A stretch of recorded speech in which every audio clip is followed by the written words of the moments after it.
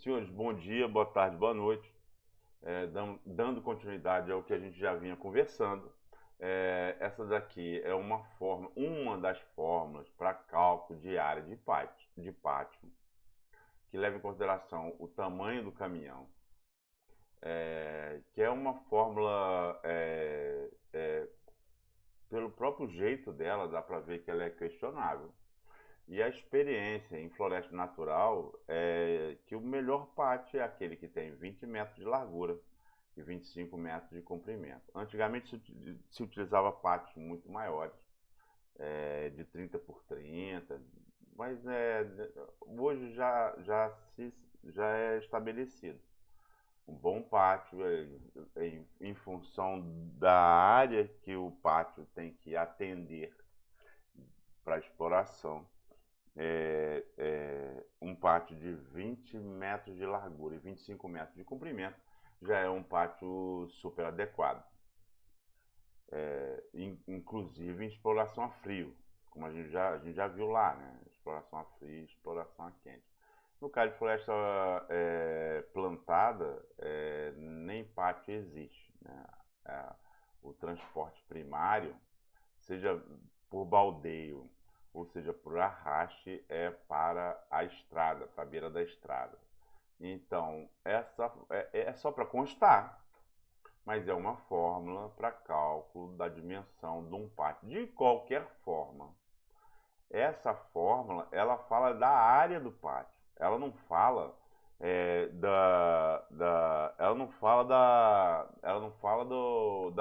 da forma.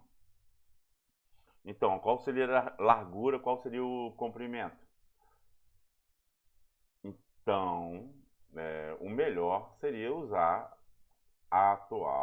o atual modelo, que é de 20 metros de largura, 25 metros de comprimento, paralelo ao eixo esses 25 metros, paralelo ao eixo da estrada. Aqui eu tenho eu estou apresentando uma tabela de custo. Qual o custo? Lembra lá do custo de construção de estrada, na fórmula do DOI que a gente acabou de ver, né? A densidade, para a gente calcular a densidade ótima de estrada. Aí tudo tem a ver com custo. Não se é a pista simples, se é a pista dupla, tem a ver com custo.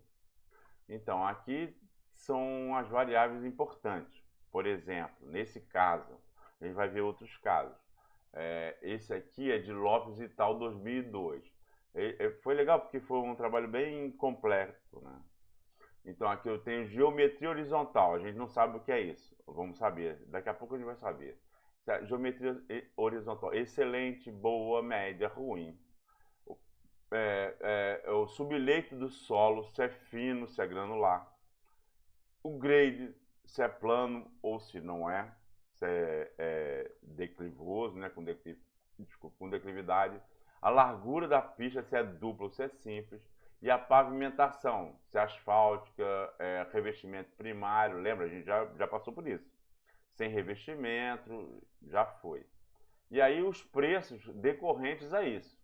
Então, eu tenho essas alternativas e os preços decorrentes disso. Né? Do levantamento topográfico, da limpeza e terraplanagem, da drenagem e da pavimentação.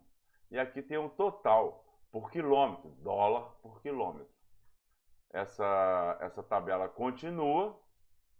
Aqui aí continua. Eu tenho então 120 combinações e preços. Qual é o preço? É o preço que eu vou ter? Não, não é. É um preço que eu devo levar em consideração. Da mesma forma, a densidade ótima de estrada. Eu devo levar em consideração a conta? Claro que devo levar. Mas depois eu vou considerar o preço do meu monitoramento, da informação que eu produzi. Se eu sou engenheiro florestal e se eu estou engenheirando numa determinada área e se eu estou monitorando. Então, isso aqui é um trabalho de um determinado indivíduo, foi um super de um trabalho, considerando essas variáveis e sugerindo preços. Na verdade, ele fez o preço em real e eu transformei em dólar, porque Aí teve o processo de, por isso que eu boto aqui modificado, porque a inflação começou a acontecer novamente, e aí seria melhor precificar em dólar, transformar para dólar. Aqui eu tenho aqui em Floresta Plantada, né? Aqui eu tenho um outro exemplo de floresta natural, Holmes e tal, de 2006.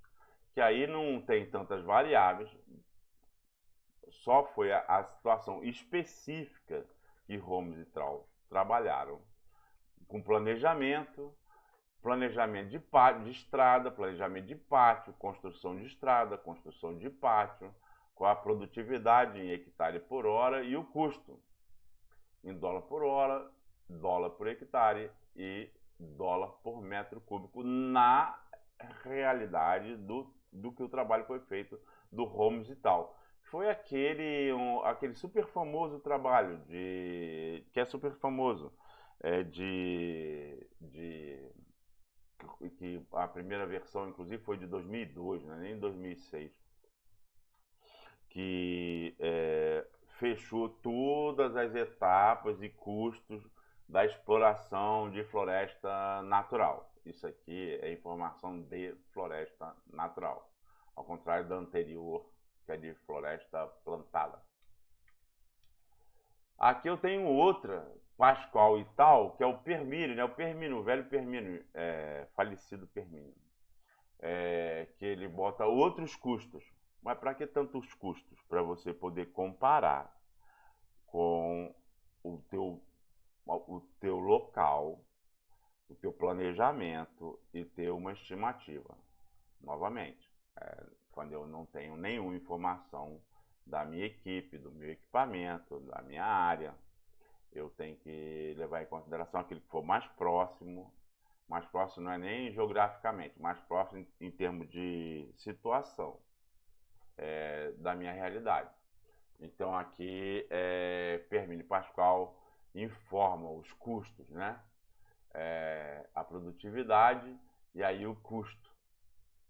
E ele ainda colocou aqui já direto, aqui ele coloca no livro, o custo de manutenção.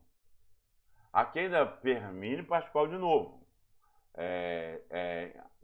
Cada item de custo, a produtividade, o custo por quilômetro de estrada principal e na estrada secundária. A produtividade e o custo. Estrada principal aqui, ele está considerando a estrada permanente. Estrada secundária, ele está considerando estrada temporária. Então, em área florestal, como a gente já viu, o planejamento da estrada é em SIG. Os pátios e os buffers, não lembra? Não lembra? Começa o pátio, começa o buffer. E aí a classificação das estradas, que elas podem ser, que a gente tem que considerar, que ela pode ser permanente ou temporárias. Permanentes ou temporárias.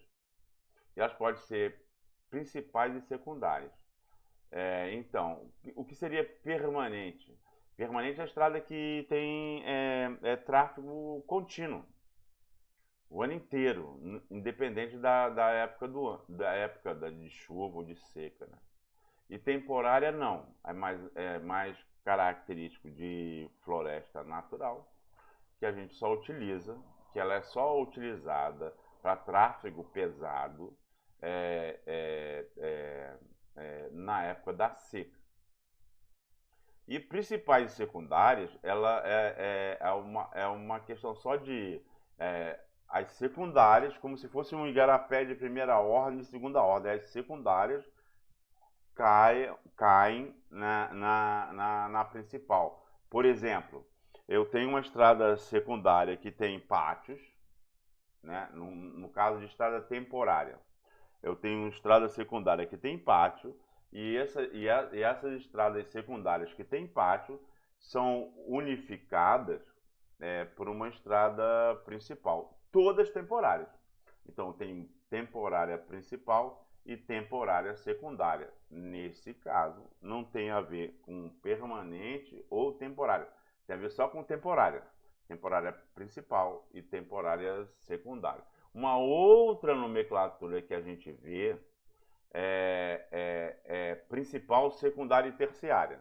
No caso, a principal seria a permanente, de acesso, a sede, a serraria, de vai e volta, da burocracia, de tudo, né? De rancho, de tudo, né? De oficina, de tudo, a permanente. Então, seria a principal. A secundária seria a principal temporária. E a terciária seria justamente aquelas que tem os pátios. Que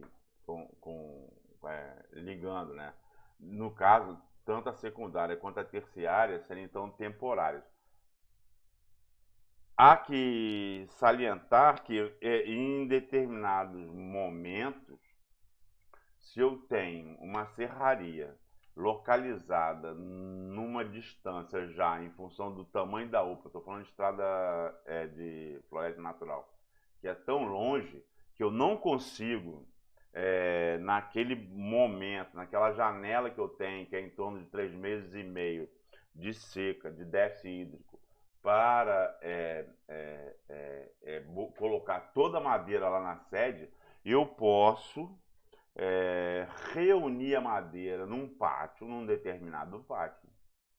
E desse pátio que reuniu toda a madeira daquela unidade de produção anual, construir então uma estrada permanente que vai me permitir depois tirar toda aquela madeira que foi acumulada e colocar dentro do pátio da serraria, tá certo?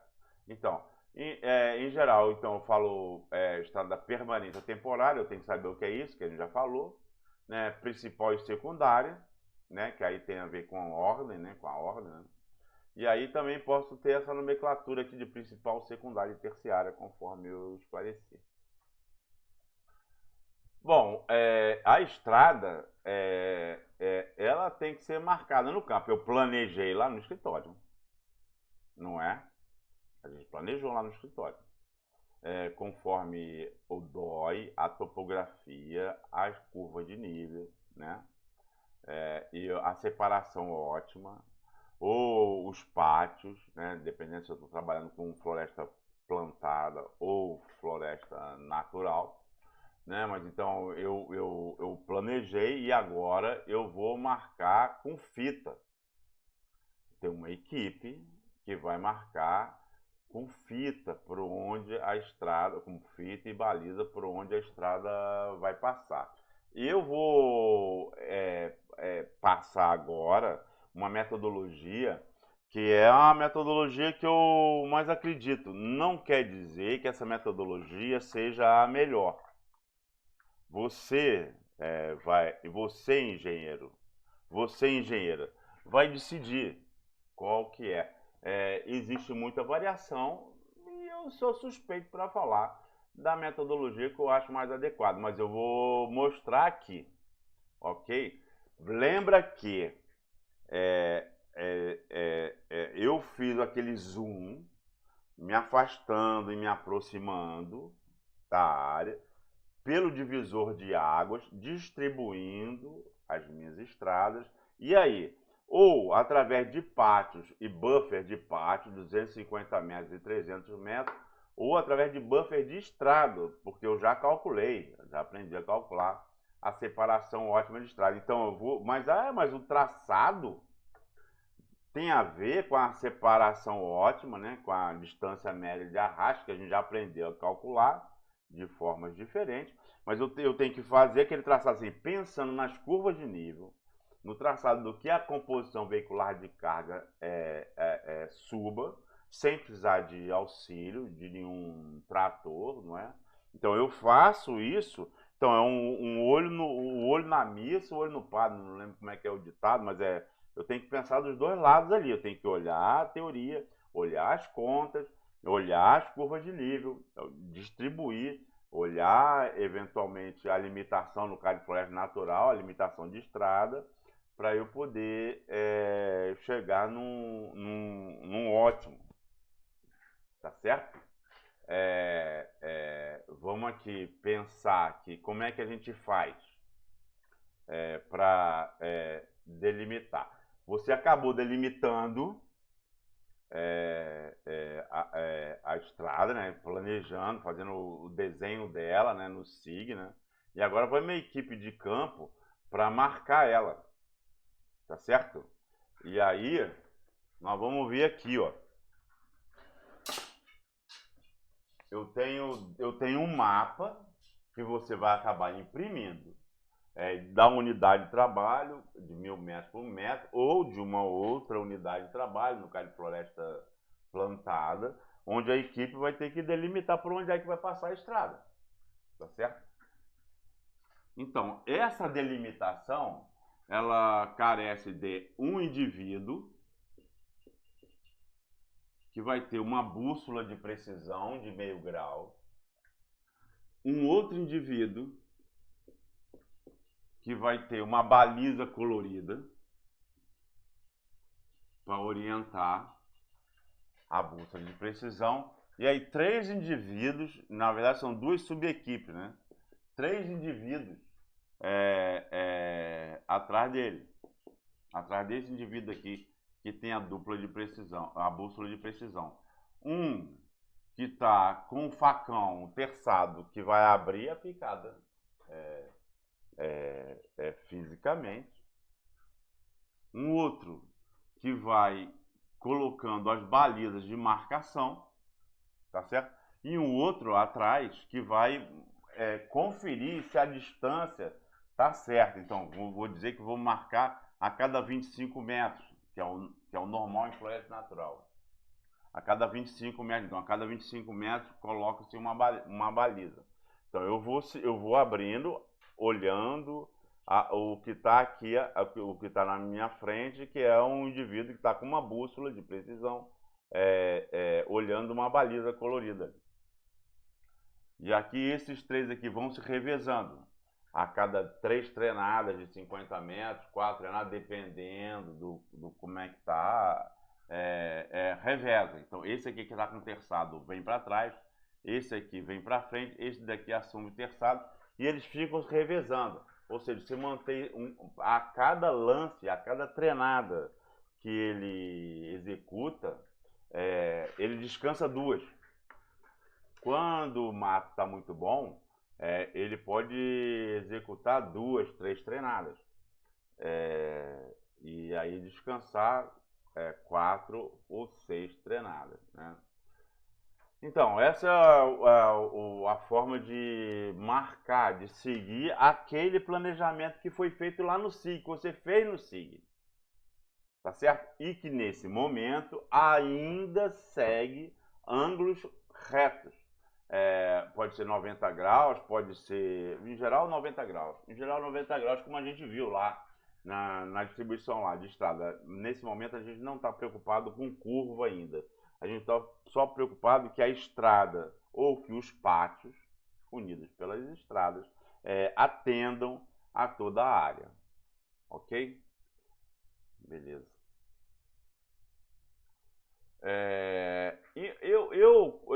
Claro que quando eu estou tratando de uma estrada, de um ponto a um outro ponto, eu posso, inclusive, considerando curva de nível, eu posso levar em consideração oportunidades.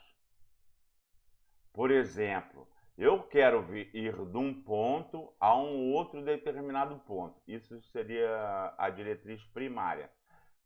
Entretanto, em função de acidentes ou em função de oportunidades, por exemplo, de pontes já construídas, eu posso modificar a diretriz primária, que seria justamente a linha que liga o ponto A com o ponto B, a diretrizes secundárias, tá certo?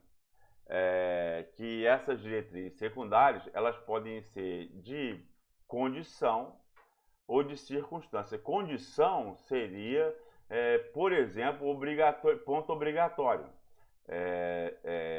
Passar no alojamento, passar no ponto de ônibus, passar seja lá onde for, pô, tem que passar ali, tá certo? Tem que passar naquela clareira, tem que passar naquela beira de igarapé, naquele porto, sei lá. Seria de condição. E outra de circunstância é de oportunidade, tá certo? Como por exemplo, esse daqui seria um ponto de oportunidade, de circunstância, já que já tem uma ponte aqui, e uma ponte custa para construir, dependendo da ponte, então vou aproveitar essa ponte para passar nela lá. Tá beleza? E aí é que eu tenho uma poligonal. No campo, eu construo com baliza e bússola, né? Eu construo uma poligonal, ligando cada um dos pontos por onde eu pretendo passar, tá certo? Desviando eventualmente, aproveitando uma ponte eventualmente, então eu construo cada um dos pontos. Essas balizas agora não, agora essas estacas que eu coloco, agora não são mais balizas, são estacas, são estacas numeradas e a distância delas é uma distância fixa, que a gente chama de corda. Então, vamos dizer que eu tenha uma corda de 20 metros. Quer dizer o quê? Que essa estaca aqui, 121, ela vai ter, da origem, 101 vezes 20 metros. 101 vezes 20 metros vai ser a distância dessa estaca 121 até a origem. A estaca, e assim sucessivamente. Quando eu tenho uma curva, uma declinação, eu mantenho a distância, mantenho a minha corda da 123 para 124, que continua sendo de 20 metros. Mas essa estaca aqui, cada uma dessas estacas tem uma estaca, né? Uma estaca e uma testemunha, como a gente vai ver. Mas essa estaca aqui a gente chama de estaca prego, que não é da corda. Por quê? Porque se eu faço curva, eu tenho diferença de distância aqui e pelo número da estaca, eu tenho que saber qual é a distância da origem, qual é a distância da estrada que eu vou construir. Então, essa estaca assim, de curva, que tem uma declinação, eu chamo de estaca prego. E aí ela vai ser, por exemplo, 123, já que no caso do exemplo aqui, 123 mais 8,5. Ela está depois da 123, antes da 124, e ela aqui está como 123 mais 8,5, que ela está 8,5 de distância da estaca 123. E é uma estaca prego, que a gente chama, porque é uma estaca que tem uma declinação. Aqui de novo, aqui eu tenho uma outra declinação, aqui eu fiz uma declinação para a direita, e aqui eu tenho a estaca 128, a minha corda é de 20 metros, então é 128 vezes 20. Então é 128 mais 6,30, tá certo? E aqui é 129. Então essa estaca prego aqui, ela vai receber um número, né? 128 mais 6,30. E aqui a 129. Ou seja, da 128 a 129, eu mantenho o tamanho da corda. A corda, porque é o barbante que eu posso esticar de estaca em estaca.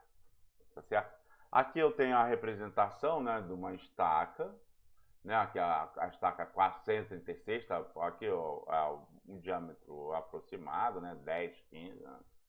E aqui, mas essa aqui é a testemunha. A estaca verdadeira ela fica enterrada no chão, no piquete enterrado no chão. Essa daqui para chamar a atenção, mas eventualmente se alguém arrancar alguma coisa assim, a estaca verdadeira está no chão, quase sumida.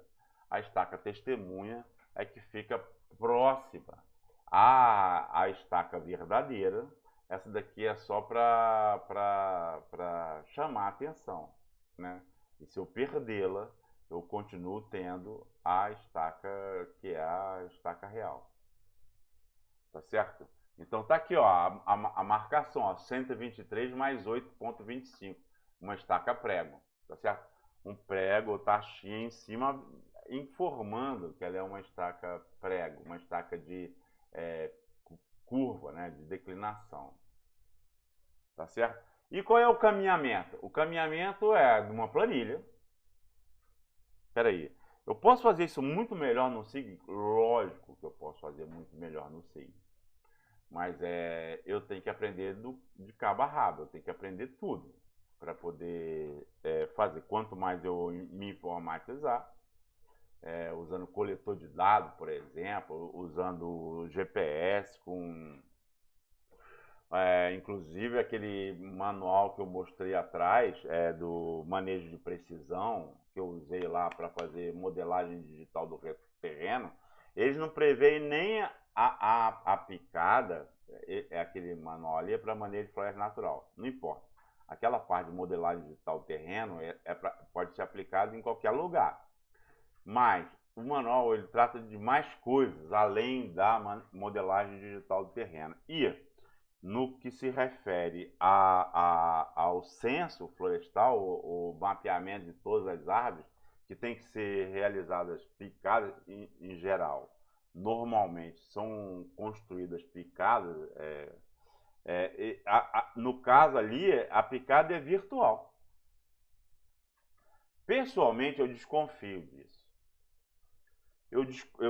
Pessoalmente, eu nunca apliquei. Pessoalmente, eu desconfio. Por causa da imprecisão do GPS, que dá um erro de 6 metros, né? Embaixo da copa, quando a copa é densa, dá um erro de 6 metros de localização. Mas o método prevê picadas virtuais que você seguiria e usaria só picada sem baliza, sem nada, sem constante, sem nada. Você seguiria picada virtual para olhar de um lado e do outro e georreferenciar árvores, né, para o censo florestal. Considerando um erro que gira em torno de 6 metros, não é? Essa picada ficaria meio torta. A localização das aves perderia precisão. É um método que já foi utilizado, que é utilizado, e ninguém reclamou, pelo menos oficialmente. Pessoalmente, eu desconfio. Então, mas teoricamente, então, da mesma forma que você tem uma picada virtual, você usa para fazer censo, você também poderia ter um traçado de estrada desenvolvido no SIG. Isso é fácil de fazer, e transferir esse traçado para o GPS, para então você seguir esse traçado, implantar a estrada, né? Teoricamente é possível. Eu pessoalmente não utilizei e eu sou desconfiado, justamente por causa desse erro de 6 metros de raio do GPS de alta sensibilidade em floresta natural, de alta sensibilidade, mesmo assim. Então, a planilha aqui, a planilha do feijão com arroz aqui, eu tenho do ponto 0 ao ponto 1. Aí, no caso aqui, eu tenho uma corda de 10 metros, ó, a corda de 10 metros. Do ponto 0 ao ponto 1, eu tenho 10 metros. Vamos dizer que eu estou seguindo no azimuth de 90 graus.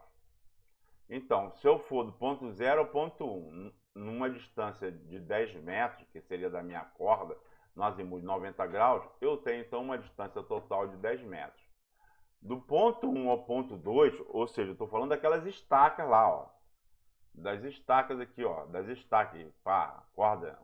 No caso aqui, a corda é de 20 metros, sei lá, pode ser de 10, de 15. No caso aqui, no exemplo aqui, a corda é de 10 metros. Então, do ponto 1 ao ponto 2, 10 metros também, eu tenho 20, depois 30. Aí do ponto 3, da estaca 3, até a estaca prego, aqui é uma estaca prego, 3 mais 3,5, conforme a gente viu lá, tá certo? Desculpa, eu tenho uma distância de 3,5 metros, daí eu tenho um total, um somatório de distância percorrida, marcada, de 33,5 metros. E aí, da estaca prego, dá 3 mais 35, que é a estaca prego, até a estaca 4, eu tenho 6,5. Tá, 6,5 mais 3,5, 10. É exatamente. Aí eu tive uma deflexão. Uma deflexão de 5 graus. de azimuth de 5 graus. Tive uma deflexão de 5 graus. Aí eu passei eu estou com uma distância total de 40 metros, mas com uma deflexão, isso é só um exemplo, só para entender. Uma deflexão de 5 graus, não é azimuth não, é só deflexão. Uma deflexão de 5 graus, passei a 40 metros. Aí depois da 4 para 5, 10 metros de novo, agora o azimuth é 95 graus. Eu estava com o azimuth de 90, com uma deflexão de 5 graus, passei para o azimuth de 95 graus. E da 4 para 5, 10 metros novamente, que é o tamanho da minha corda. E agora então eu tenho 50 metros no percurso registrado. Isso é um exemplo de uma planilha para registro do caminhamento que eu mostrei aqui. Tá certo? Isso é o caminhamento horizontal. Eu tenho outro que é o caminhamento vertical. Não, desculpe, é a diferença vertical. Não é? Mas peraí, mas eu não tenho a declividade, eu não tenho um modelo digital do terreno? Posso ter. Se eu estou trabalhando com floresta plantada, se eu usei o LiDAR, a tecnologia LiDAR, né, do laser e tal, se eu tenho um modelo, com certeza eu tenho. Agora, como mais da metade do país é floresta natural, e se eu estiver trabalhando com floresta natural e de repente eu não tenho bala na agulha para contratar a modelagem digital do terreno através do LiDAR, eu vou ter que realmente no polígono da estrada, especialmente se for uma estrada permanente, que é aquela estrada para sempre, eu vou ter que medir. Eu vou ter que medir usando um nível. Tá certo? E aí, essa daqui é a planilha, mas você não precisa esquentar a cabeça com isso, não. Isso aqui é só para você conferir se o seu raciocínio está certo. Vamos dizer que você começou num determinado ponto. Não, quer dizer, você vai ter que começar num determinado ponto. E esse ponto aí, que você vai botar o ponto 0, você vai ter que ter a cota dele. Vai ter? Não, não vai ter. Necessariamente não, porque você vai ter em todo o teu terreno, o que você vai querer ter é a variação da cota de cada ponto em relação ao terreno que você iniciou, o levantamento da poligonal, né, que você já marcou lá, definiu a diretriz principal, as diretrizes secundárias, e aí já marcou lá, né, com as cordas, né, com aquele distância de corda, e aí daí você já fez o levantamento planimétrico, agora está no levantamento altimétrico, você vai ter que saber, não é? E aí daí você vai ter que estabelecer uma cota. Como todo o teu terreno vai ser relacionado um em outro, não importa se essa cota aqui, essa cota inicial que você mediu, for 1000, teu terreno está uma cota 1000, ou teu terreno está uma cota menos 100. Não importa isso. O que importa é a diferença de uma cota em relação à outra. Então você pode arbitrar uma cota para esse levantamento dessa poligonal. E aí, o ideal, aí tem que ver, né? Mas em geral é 500, você pode botar 1000 ou 500. Você não pode botar 0, porque se depois você sai da cota 0, onde está o alojamento, sei lá, o início do negócio, e aí de repente você cai numa pirambeira, vai ter cota negativa. Então é melhor você botar uma cota positiva. Lembra que a gente viu lá? A cota estava entre 100 e 300 metros, aquilo ali é no Acre. Entre 100 e 300 metros. Então, a gente pode botar então uma cota 500. Vamos botar 500. Ou então vai ficar um número redondo. A gente pode botar uma cota 1000. Não importa. Importa é, uma vez que eu estabeleci essa cota, isso aqui é um nível, presta atenção no que eu estou falando. Qual será a cota desse ponto aqui? Eu tenho uma régua, uma baliza graduada aqui. E eu tenho um nível, ele olha para trás e olha para frente. Então, olhando para trás, ele vai me dar o quê? A diferença de cota entre o ponto que eu arbitrei, que pode ser 500 e 1000, mais esse ponto aqui. E aí eu pego o aparelho e olho para frente e boto a baliza aqui. Tira a baliza daqui, já medi, boto a baliza aqui. A cota desse ponto vai ser a cota que eu arbitrei, mais a minha ré, no caso a ré, porque é o que eu vi de ré, o que eu medi, que é esse tamanho aqui, essa distância aqui, menos essa distância aqui que eu estou medindo no Vant 1. Aí isso vai ser a cota desse ponto. Eu pego essa baliza, boto para lá, aí eu vou ter o Vant 2, aí eu vou ter a cota nesse outro ponto. Boto a baliza nesse ponto aqui, aí eu vou ter a cota desse ponto. A cota desse ponto aqui, nesse ponto 3, vai ser a cota que eu arbitrei, ou a cota anterior, mais essa coisa que eu vi no nível, essa distância que eu medi, que eu olhei no nível, menos essa última distância aqui. Aí eu vou ter essa cota. Essa aqui eu arbitrei 500, 1000, agora não, agora em relação a essa 1000 aqui, ou 500, eu vou ter uma cota, tá certo? Aí essa cota é a cota que está estabelecida. Eu pego então o meu nível, levo para um outro ponto mais adiante, boto a baliza graduada, a régua graduada, olho para trás e vejo uma visão agora Ré 2, a segunda Ré. Agora eu já tenho essa cota. Isso aqui não importa mais. Eu já tenho essa cota. Então, a cota desse ponto aqui, esse daqui eu já tenho, que eu calculei baseado nesse aqui. Essa cota aqui eu já tenho. Então, a cota desse ponto aqui, de novo, vai ser a cota desse aqui que eu já calculei, mais essa visada Ré aqui, certo? Menos essa visada Vant aqui. Aí eu vou ter essa cota. E assim sucessivamente. Ok?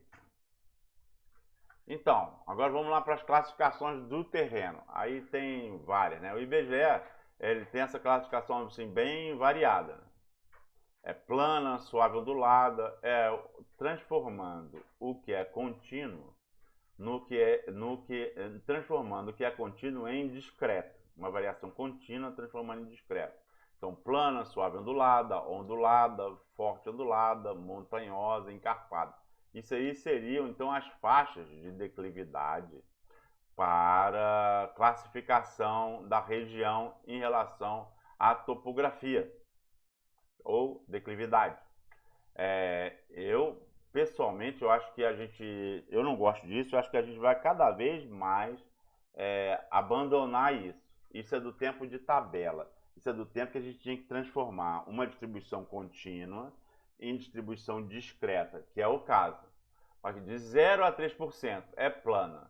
De 3 a 8, aí então é suave e ondulado. De 8 a 20 é ondulado.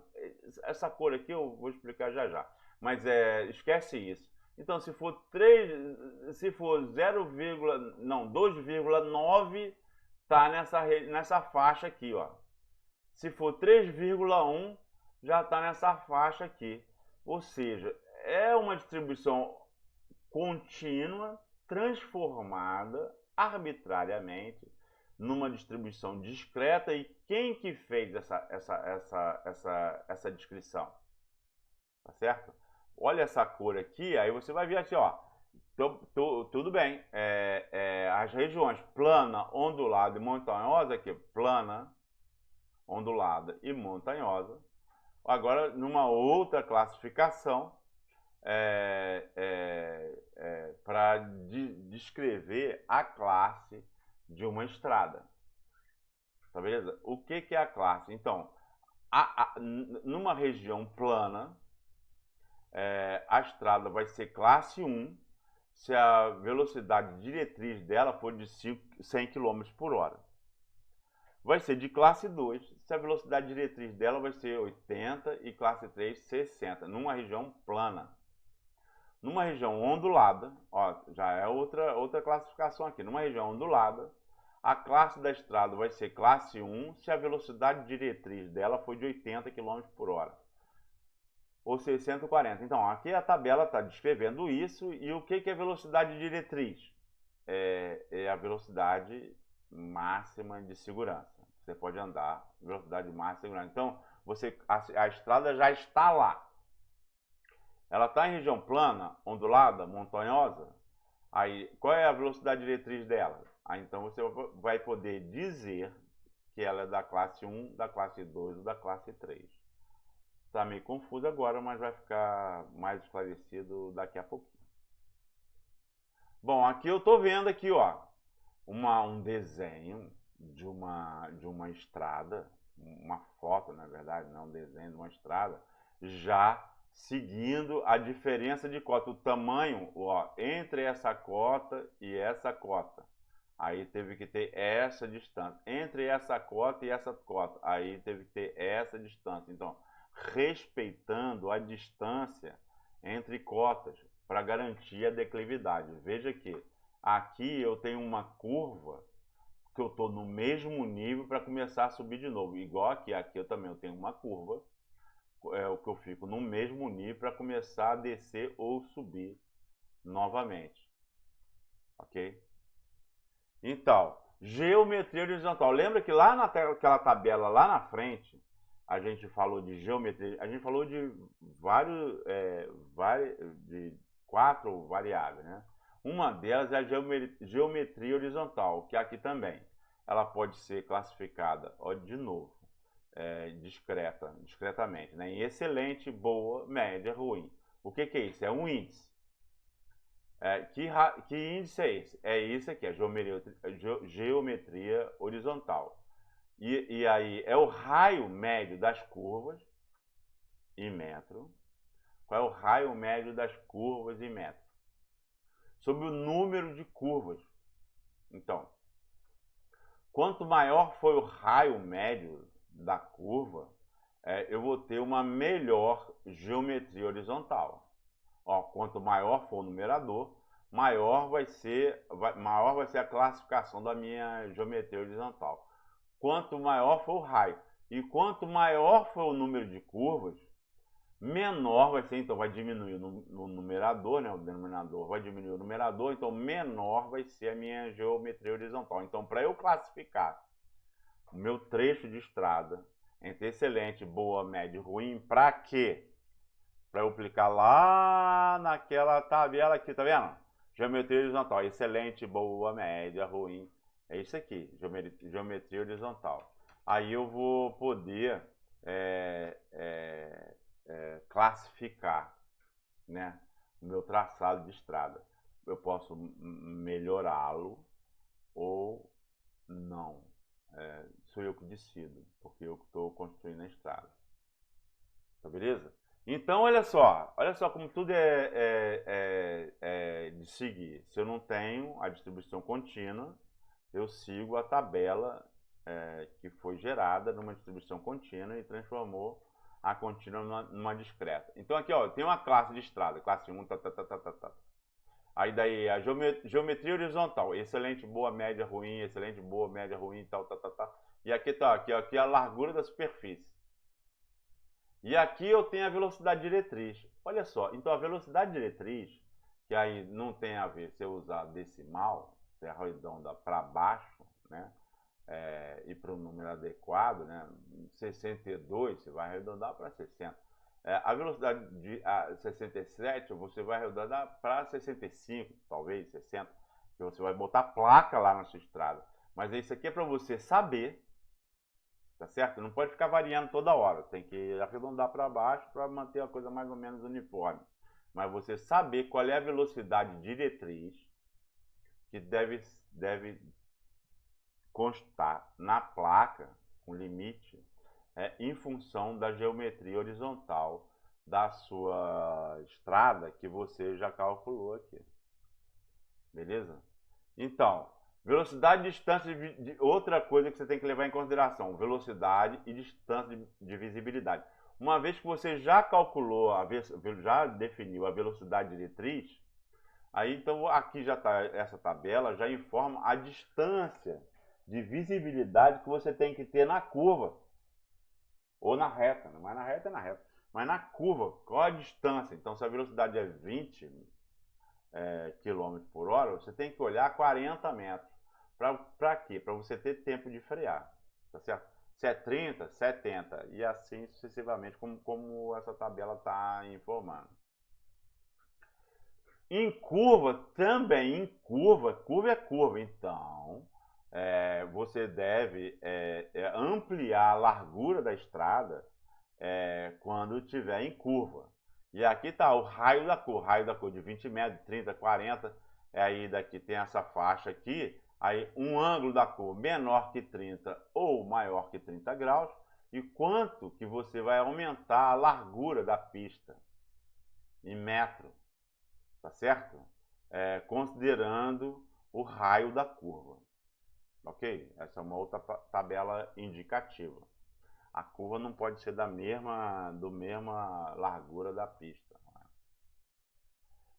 E aqui também, considerando a velocidade diretriz, ou seja, aquela velocidade lá que a gente levou em consideração em função da geometria horizontal, qual seria o raio mínimo da curva. Tá beleza? A gente vai ver de outra forma.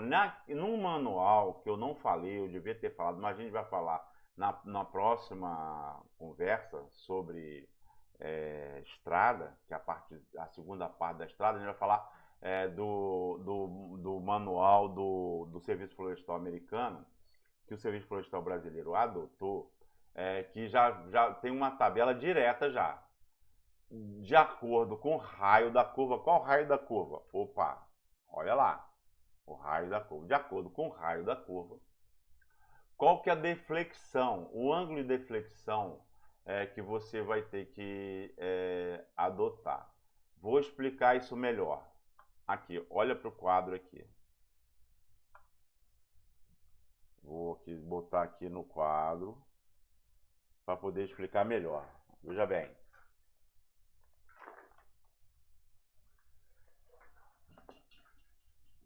Vamos dizer que eu tenho... Ih, rapaz. Que eu tenho que fazer uma curva. Lembra que lá no planejamento eu fiz o ângulo até reto, né? 90 graus.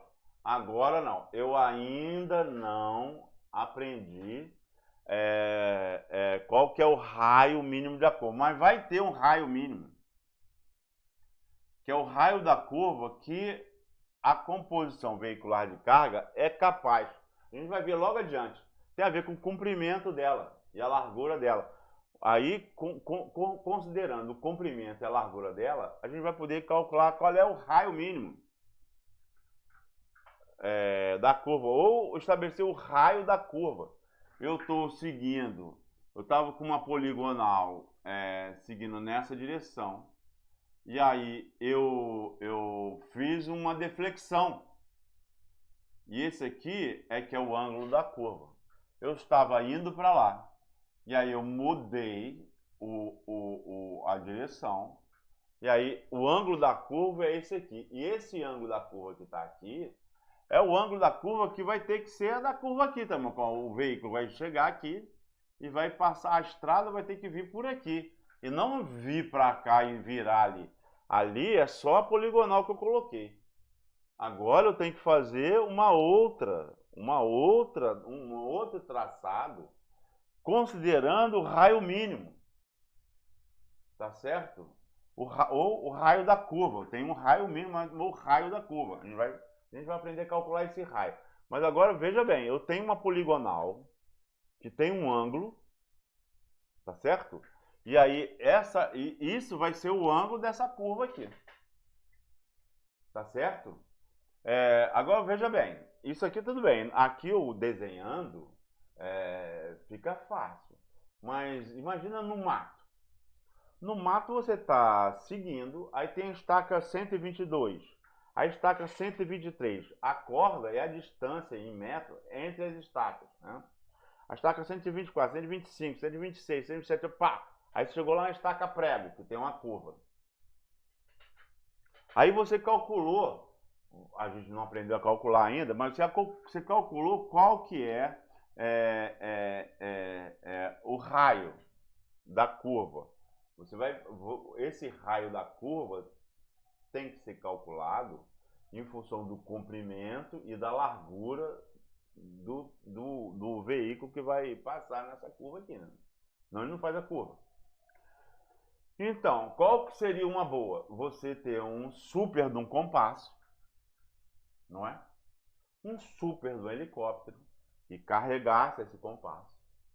Na ponta seca, que ia colocar aqui, aí a outra ponta, em vez de ter grafite, ia ter sei lá, uma motosserra, né, que ia riscando assim, ó. Imagina o helicóptero que tá segurando o super do compasso, a ponta seca aqui, o helicóptero tá aí riscando aqui. Poderia ser, né? Poderia ser. No caso, a gente não tem isso. Então, o que a gente tem que saber? Quando eu começo essa curva? Eu sei que aqui eu tenho estaca prego, não é? Não viu? Aqui eu tenho estaca prego. Quando que eu começo essa curva? Quando eu começo a deflexão? Tá certo? E eu não tenho nem esse ponto aqui, ó. Isso aqui está no meio do mato. Eu tenho só uma picada.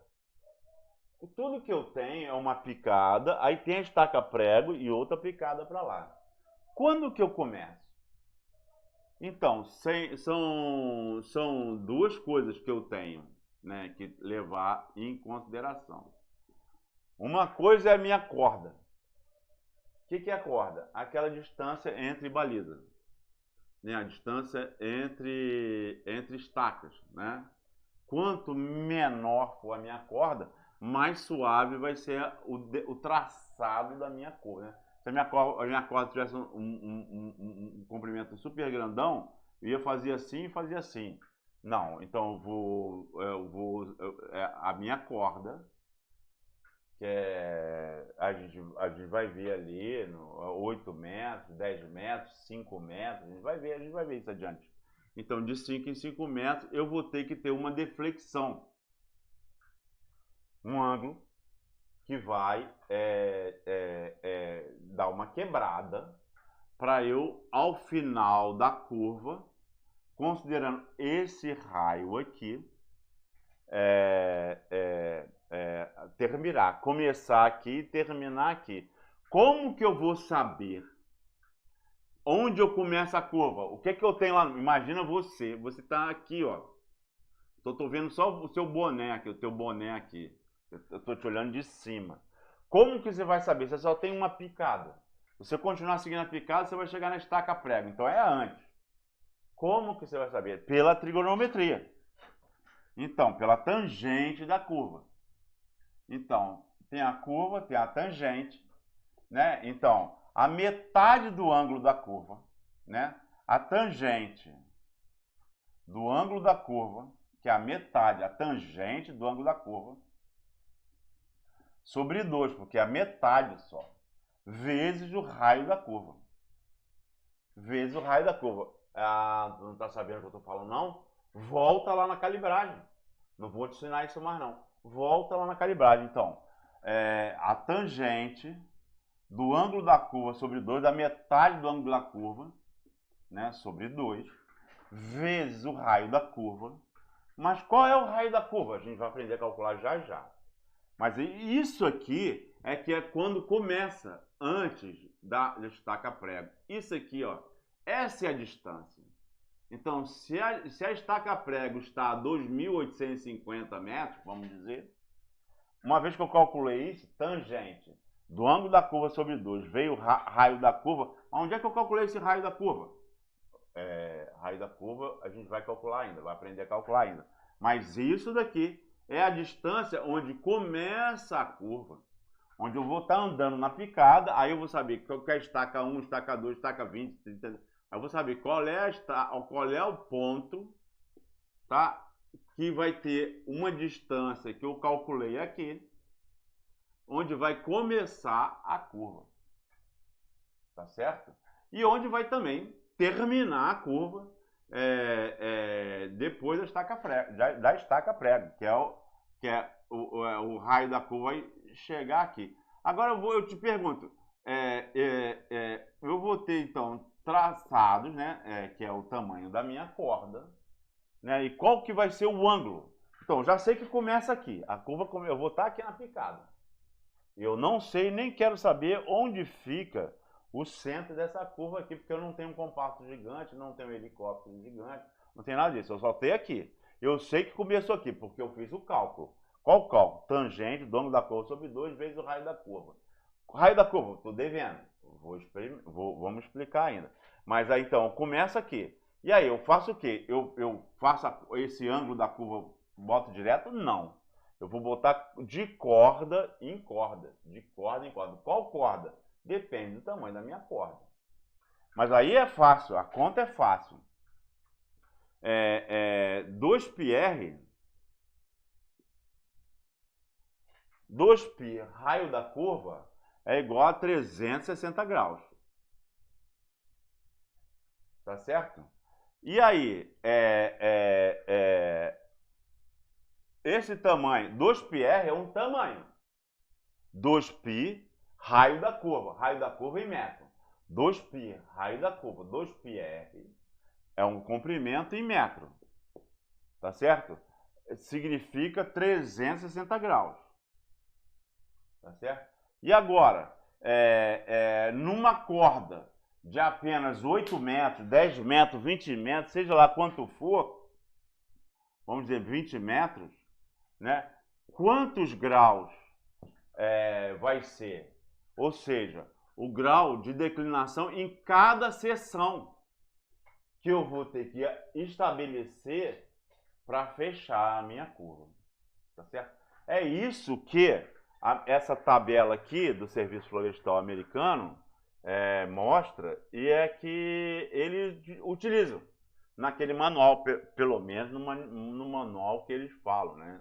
Então, se o raio, dependendo do raio da curva, mas aqui está em pé, né?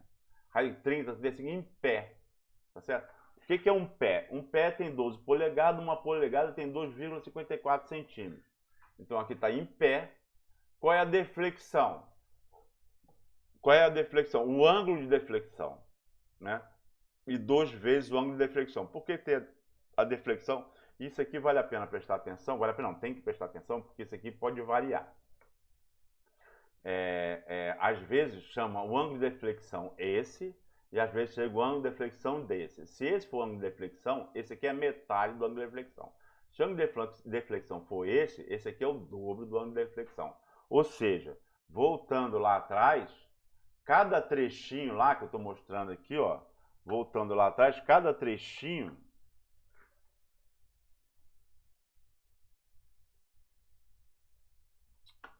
peraí, calma aí.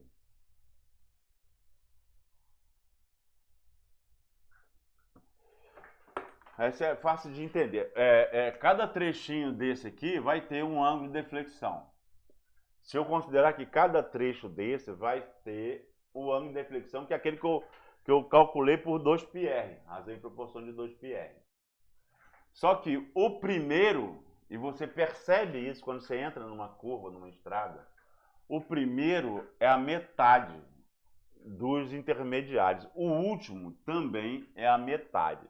Se você chama esse primeiro do ângulo de deflexão, então os intermediários são o dobro do ângulo de deflexão.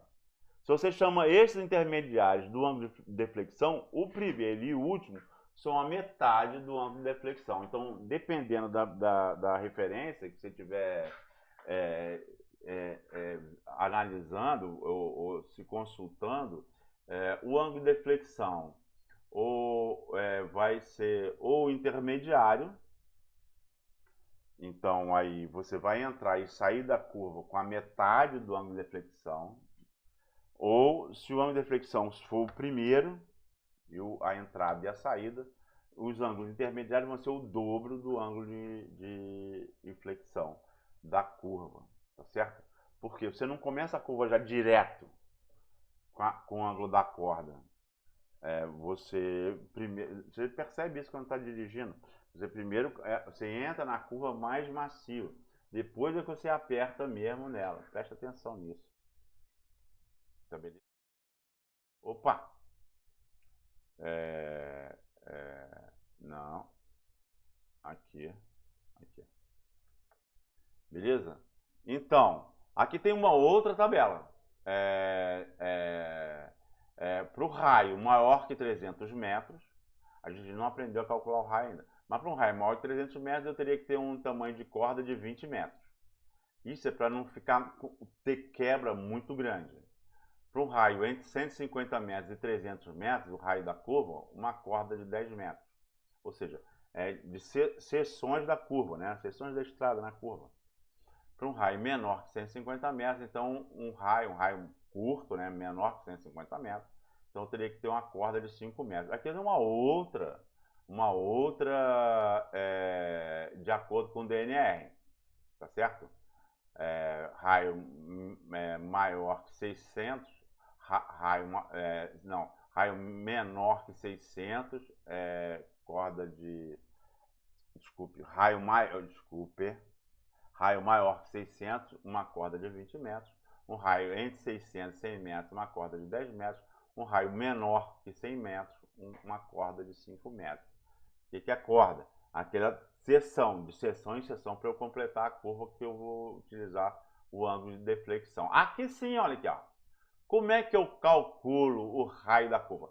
Sim, tem fórmulas, se você pesquisar, você vai ver fórmulas muito mais complexas, que levam em consideração o jogo da direção, leva em consideração o ângulo do reboque, né, do trator, do cavalo trator e do reboque, leva em consideração um monte de variáveis. Mas no nosso meio florestal, a gente usa essa fórmula aqui, que é muito mais simplificada, que é o comprimento da composição veicular de carga ao quadrado, dividido por 4 vezes a largura da composição veicular de carga. Então, uma fórmula bem mais fácil, que inclusive em situação extrema, porque não tem outro jeito, por causa do igarapé, pode qualquer outra coisa, rocha, pode qualquer outra coisa, eu posso, em vez de ser 4, 6. Então, 6 vezes a largura, ou seja, diminuindo ainda mais o raio da curva. Mas o raio da curva é o comprimento ao quadrado dividido por 4 vezes a largura, tá certo? Que a gente utiliza no meio florestal para calcular o raio da curva. Então pronto, já fechamos tudo. Tudo ali para trás, geometria horizontal, raio de curva, ângulo de deflexão, etc. Tá aqui é um exemplo, né, é um gráfico, não é só um exemplo, né, só do que é isso, né? Aqui é o início da curva, aqui é o final da curva, aqui é o ângulo da curva, que é aquilo que eu mostrei lá, né? O ângulo da curva se repete aqui. Isso aqui é o raio da curva, que eu já aprendi a calcular. Isso aqui é o desenvolvimento da curva. Esse desenvolvimento vai ser de espaço em espaço, de acordo com a minha corda. E aí o 2πr é a minha circunferência total. Esse R é o raio da curva. Né? Aí eu fazendo uma proporção, eu calculo qual é o ângulo em cada seção, né? em cada corda, tá certo? Sempre começando com metade e terminando com metade do ângulo que eu vou usar, que vai ser o ângulo intermediário aqui. Até, então, esse ângulo da curva aqui, que é isso aqui que o veículo vai passar, vai ser igual ao ângulo de deflexão. Chegou aqui, tem uma estaca prega e veio para cá. Lembra agora? Você lembra lá do começo? Primeiro eu fiz lá e fiz o zoom, me afastando e me aproximando para chegar, né? E aí eu fui indo. Pronto, agora a gente já está bem no detalhe, tá certo? E eu colocar uma boa estrada. Não só no sentido da geometria horizontal, eu vou calcular para saber qual é. Mas aí a gente já aprendeu a manter a declividade. A gente aprendeu a calcular, manter a declividade de acordo com a composição veicular possa subir no clima que eu defini, que eu vou trabalhar. E aqui eu também estou calculando, então, agora o ângulo. Né? Então, a gente mexeu tanto no sentido vertical, quanto no sentido horizontal do planejamento da nossa estrada, que começou lá, naquele rabisco, no SIG, procurando os divisores de água. Procurando ali, fugindo, como o diabo foge da cruz, das APP, dos divisores de água, da hidrografia. Tá beleza? Isso aqui é a fórmula que você vai ter que usar se você não entendeu aquele 2PR. Tudo que você precisa aprender é 2PR. E aí fazer razão e proporção. Se não, você vai ter que decorar, copiar isso, e aí dá teu jeito aí. Eu não vou ficar explicando isso não, porque isso é muito óbvio, conforme a gente olhou lá. Tá beleza? Então aqui eu tenho um primeiro, eu tenho que fazer essa curva. Aí a primeira, que é um exemplo, também esse é tirado lá do print screen, lá do manual, lá do Serviço Florestal Americano, que a gente vai tratar dele na próxima parte. Então eu tenho um primeiro, tá certo? Então 9 graus e meio, que é o primeiro ângulo de flexão, azimuth 29,5, aí depois aí passou 19 graus, 19 graus, 19 graus, isso aqui é o tamanho da corda, 19 graus, aí o último 9 graus e meio de novo, completando a curva. Tá certo? Essa tabela aqui, né? E esse desenho aqui são lá do manual do Serviço Florestal Americano, que o Serviço Florestal Brasileiro traduziu e que eu disponibilizei lá no SIGA. Tá certo? Fim da primeira parte. Terminamos essa parte. Olhe com carinho. Uma boa tarde, uma boa noite, um bom dia, seja lá que hora que você está vendo isso. Tá beleza? Qualquer coisa, conversamos durante a aula. A próxima oportunidade, melhor dizendo.